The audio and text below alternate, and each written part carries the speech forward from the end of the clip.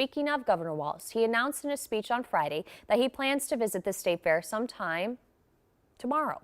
While political heavyweights at the fair is nothing new, it does beg the question of security among a couple of 100,000 people there.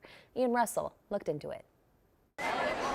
The Minnesota State Fair has had a long tradition of political candidates at the fairgrounds, from some more recent ones to some a few decades or even a century ago.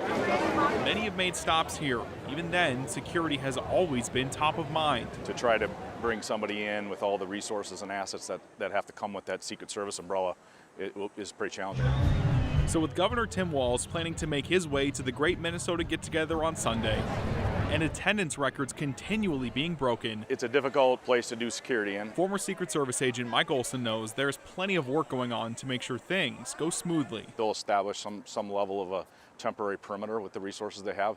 That's going to be the hardest challenge, and I would predict they're not going to be able to stay there very long. It's a prediction with some history behind it.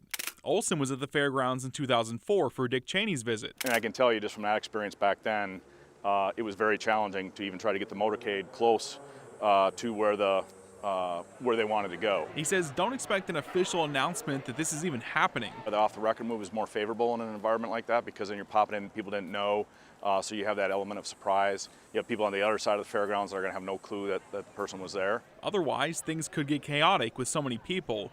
We've checked with the State Fair to see if they could tell us more about security upgrades or changes for the visit.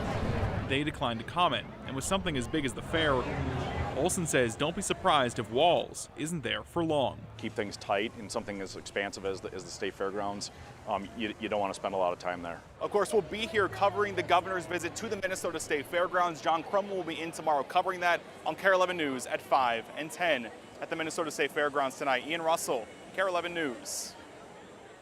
And as Ian mentioned, the State Fair declined to comment, as did the St. Paul Police Department, who pointed us towards the Secret Service for anything related to Governor Walz's travel.